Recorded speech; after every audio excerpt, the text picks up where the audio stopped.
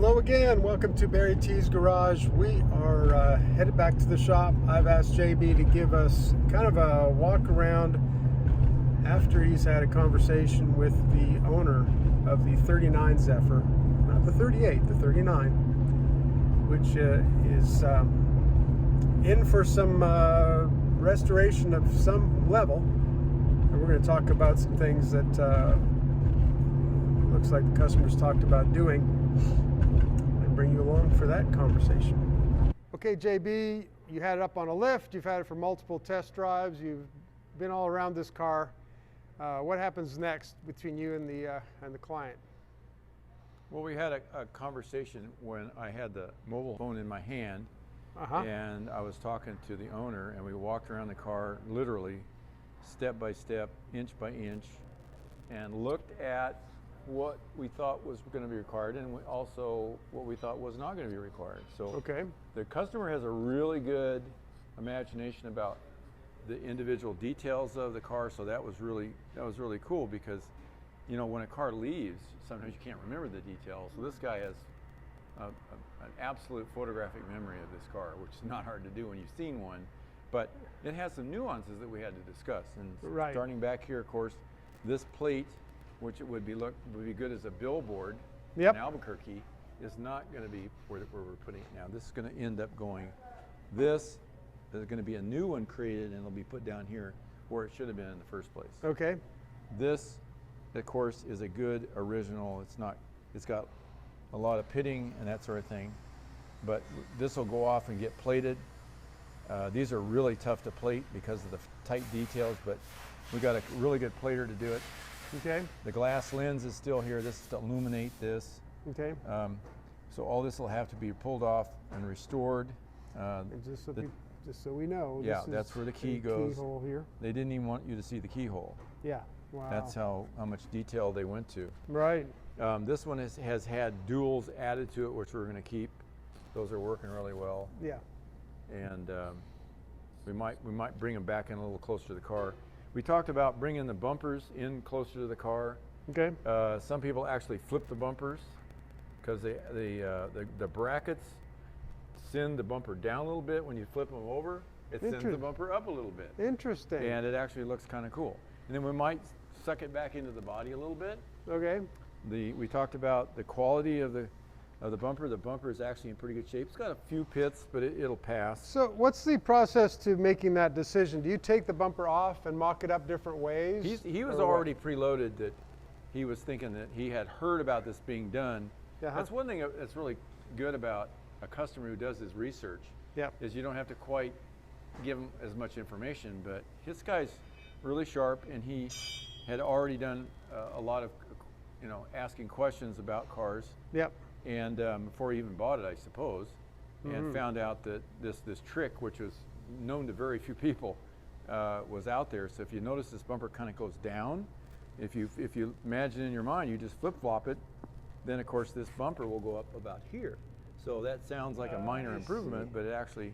Now you're talking about the bumper itself or the bracket? The bumper itself and the bracket. If you flip-flop it, and turn these around the other way, you end up in a matter of a couple of hours sending the bumper up where it would like to be. And then additionally, we might bring it in a little closer to the body, because it does stick out quite a ways. Way proud of the body. Yeah. It would be nice if it was tucked up. Which is fine if you park by Braille. Yeah, and exactly. You don't, but these bumpers are actually quite strong, and they're made out of spring steel. Okay. And they're made to repel a certain number of accidents. I mean, they're not going to save you if you're going 80 miles an hour into a bridge. But now they do function. This looks like a much more modern gas cap. What's going on with that? This is hokey smoky here. This thing is going to go away. We don't know what this is off a Santa Fe Railroad train or something. Now this is the original. And what we talked about was putting it's an old custom trick. You take this out and you put another inlet here that's flush with the body. So all you see is this black line, and then it's all color all the way down. So it's kind of like an innocuous little door? Exactly. You push on it and it pops open and allows you to fill it with gas. I see. I have put them in the trunk as we noticed in the 37.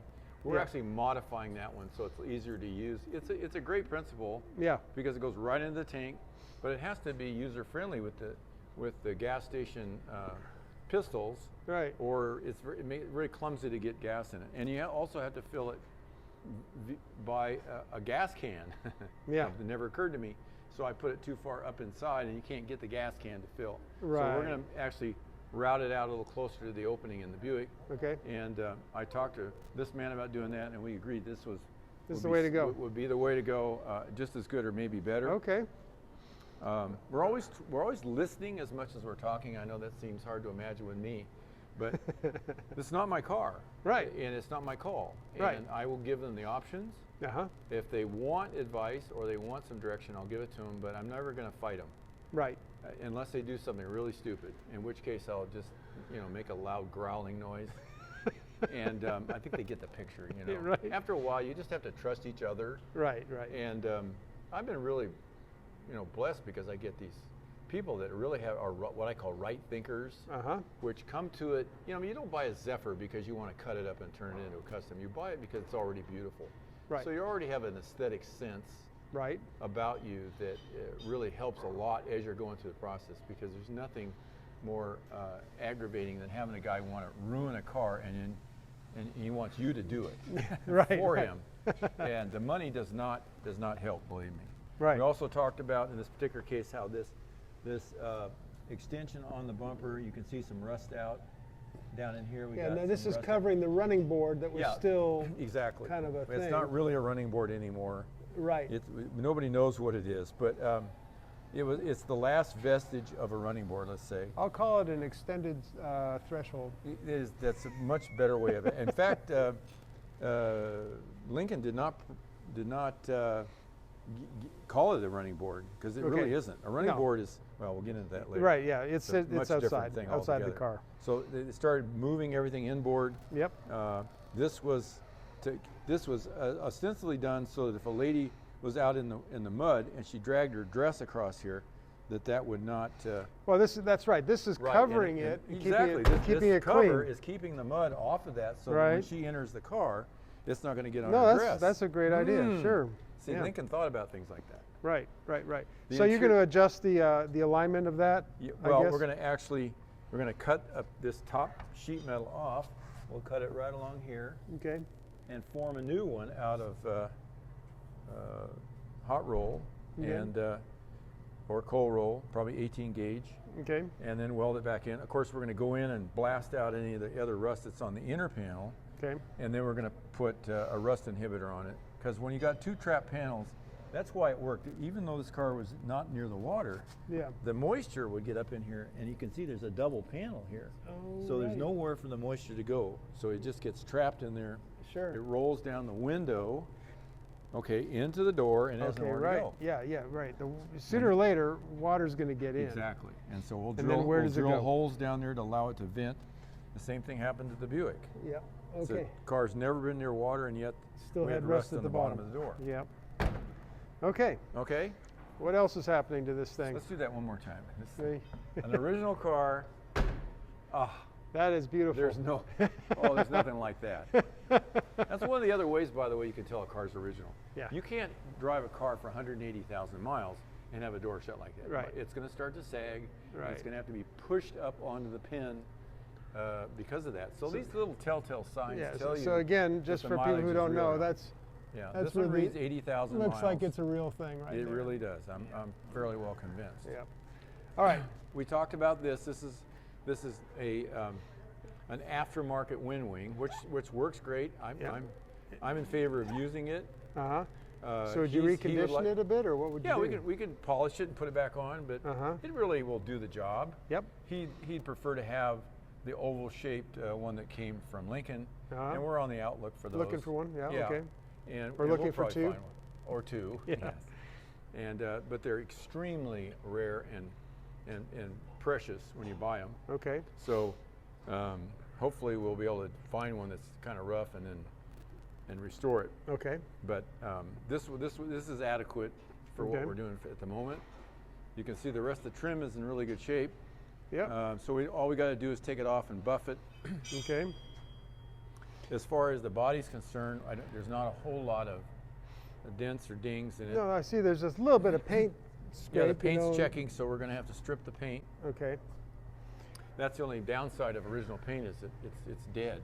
Yeah.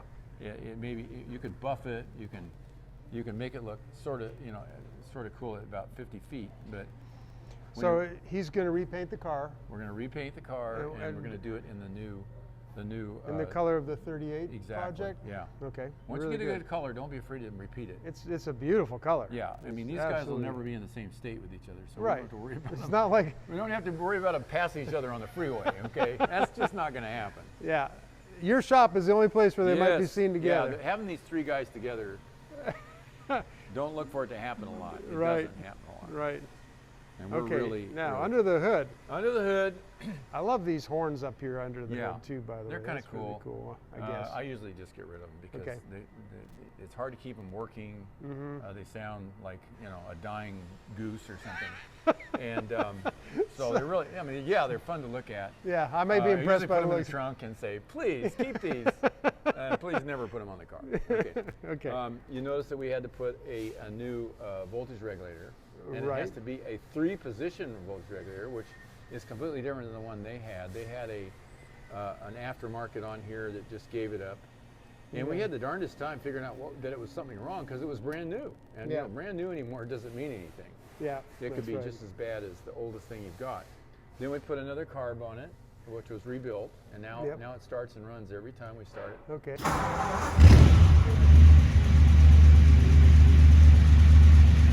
It looks like a new battery too, actually. We got the 8-volt battery in there, and so 8-volt is kind of like a pretty slick way to kind of give a little extra kick. Yeah, we talked about that earlier. It's a little bit more and more oomph to start things and to run things, and it doesn't affect the 6-volt specific lights, light bulbs, gauges, and that's not hurting all. If you keep putting anything more than 8 volts on them, you'll destroy them. What else is happening under the hood here? Well, we talked about what we were going to do, and what we're going to do is we're going to pull everything out of here, clean it up. What I really want to do is a jet hot, or it's a ceramic coating on the heads, and then build him a new 3.2 carburetor, because the aluminum heads are getting so rare and so expensive, and you got to machine them, you got to polish them, and you end up with a huge amount of time and money in them. I don't know there's much difference between that and jet hotted steel. Okay, so when you jet hot these heads, what changes in their appearance? Well, what happens is you're putting this jet hot material. It looks just like cast aluminum. Oh, okay. It's beautiful. It has a kind of a pebble finish. Nice. It repels dirt. It's really, like I said, and it's made for a hot cold situation. A lot of powder coating is really not made to be in the presence of that kind of heat. This is made to withstand it. In fact, we do the exhaust manifolds, which get a lot hotter than the heads. So we might want to mark this video. This is a before shot right here of the engine. Exactly. It's going to look a little different. It's going to look a lot different. When we're done. Believe me, yeah, it'll look a lot different. It'll look a lot like the 39 that we did earlier. But when you say you're just working with the heads, you're saying the engine itself seems to be in no, good we shape. don't want. The engine is a fantastic. Like there's no reason to tear it apart. No, we're not going to tear it apart. We're just going to clean it up, jet hot the heads, put it back together. Yep. Put new wires on it and a 3.2 setup. I say just. Yeah, it's a lot. Still a lot of work. But to tear the engine apart, like we talked about earlier, it's ridiculous. Yeah, you don't do that. There's no reason to. You really don't. And we'll send it over to Bob Ream and have it timed. Any of these wires that are, they're getting crusty, they're working now until you touch them. Yeah, right. And then they'll crack and then they'll short out or something. Yeah, so but you want it to be safe and have some life. Any of the rubber stuff will go away and we'll replace it. Yeah. Put the thermostats sit right inside these hoses if they're even there. Yeah. What about the radiator? The radiator will have it flushed and checked. We could probably straighten out some of the fins and make it look nicer. It's a pretty good radiator, really. But we can't have it leak and we can't have it full of crap because they need it to cool and do its job. So we'll take it out and they'll take the tank off the top. They'll run rods down in it to clean out any of the accumulated rust and that sort of thing. And then they hit it with acid. That flushes out a lot of the contaminants, and then it'll flow properly. These are big radiators. Yeah, they hold a lot of fluid. In the 38s and 9s, you got enough air going to them Right. where they actually do cool the engine. Now, are you doing something to the front bumper as well? Well, the front bumpers Or are not? kind of funky, but this is a signature 39 thing. A lot of the hot rodders would kill to have this bumper. This is a very, actually, probably more famous than the car. But that's, a lot of them got removed, and now the 39 that had it doesn't have it anymore. But you notice it has these blades. That was a big custom Let me thing back get in another the angle day. of this here. Now this bumper has had some chance to protect the car. If you notice, this is bent over to one side, so that's going to have to be taken off and straightened. Yep. And then we're going to also bring it back in closer to the car, so it looks a little better. Because you know it's way proud of the car. It should sit about right here. Okay. So we'll cut off the back of these brackets, straighten them, and push it in this way. And then when everything is set, we'll powder coat these and send these out to be plated. This is a beautiful bumper when it's plated. It is a beautiful It's not bumper. a bad original to begin with. Now, what about the, I'm asking a lot about the bright work here, but are you doing anything with the grill? Yeah, the grill will have to be replated, but you notice it fits. It fits, yes. And these little tips on a 39 Oh, you know, I'm just are real noticing famous they for stick breaking it, off. They go into the sheet metal. They Yeah, don't they have go their up own over frame. it, and they're real fragile, so if somebody drags them, they just break a tip right off. Oh, sure. So this one has lived a charmed life, it looks like. Yeah, that's got to be rare. Down in here, you can see it doesn't fit very well. That's because this car was hit. See right here? See Yeah. how this moves away from Yes, the grill? it does. It's not quite That's lined because the up. car is hit here. So this will be straightened with the grill on it. Uh-huh. Okay, so when we body finish, it'll flow right into the grill. It'll be perfect. The yeah. grill's got a problem, then we have to fix it here. We have a special jig made to do nothing but straighten 38 and 39 grills. So it's very expensive to build. Yeah. We can show that to you sometime. Okay. But what it does, it brings everything back in registration. These grills get pushed and banged, and then they get plated again. Yeah, right, in the wrong position. In the wrong position. So Yeah. Look at the complexity Oh, of it. It's all round. You know, a typical car is flat on the front. Oh man, there's so many pieces there. Yeah, and there's upwards of 100 pieces. So it's really critical that it be a good one, and if it isn't, you got to straighten it. But you have to straighten it with respect to a what? To the And so we car it's created- going on, right? So we created a steel car, if you will, front of a car that is absolutely correct. Okay. So when we straighten a grill, we straighten it to a correct attitude, and then we make the car come out to This the grill. is the advantage for one of your clients going to someone who's Exactly. done it before. Yeah. So you know exactly how to, they you get have the a system benefit of made. all that. Yeah. And you know, we don't charge them for that. We No. can't do that. If it flows from one car to the next, it's not right for me. It's part of the load whole that process. on one car. Yeah. What about the headlights? Are these Headlights? We just bought some fenders from a guy. We bought this much of the fender Okay. just to get these out of it because it has a lot of relationships. Now this car has been hit, but it was hit down low, and it was pushed over this way. Okay. But this one, it fits fairly well. Okay. But you notice that the chrome ring right over here is proud of the body, so it's that obviously there's something wrong there. Okay. Mm-hmm. Okay. If you look at a factory one, it'll flow right into there. If it doesn't, it probably means it's been in a minor accident, Gotcha. and that'll have to be remedied. But they'll take this headlight door that's going to be devoted to this car, and that'll be the guide to do the body work on it. So This is a better angle to show how it doesn't fit. Exactly. Now it looks great from Yeah, from any distance it's 10 fine. feet away. You wouldn't know it. But Right. that's really nitpicking on a car. No, like I mean this. the cars. I mean, Yeah, for the is most really- part, everything yeah, is it's really in here and great looking shape. good. You notice that we don't have the rust through over here. We did over there. We have a little bit on the bottom, so we'll just cut the bottom off and then create a new piece of steel. Yep. Go up in there, route it out, so it doesn't happen 10 years from now again. Okay. And then use a rust coating that actually converts the rust to a coating. It's the only way you can stop the rust in a case like that. If you can't get up in there, Right. you need to put this rust inhibitor in there. Okay. And it works really well. Okay. Another deep dark secret about used cars is that if this thing, you can tell the age of a car by how far down this goes. Because it'll droop over It time. starts drooping. There's a spring in there. You notice this one's kind of wobbly, Yeah. okay? Yeah. But it hangs right off a plumb. Okay.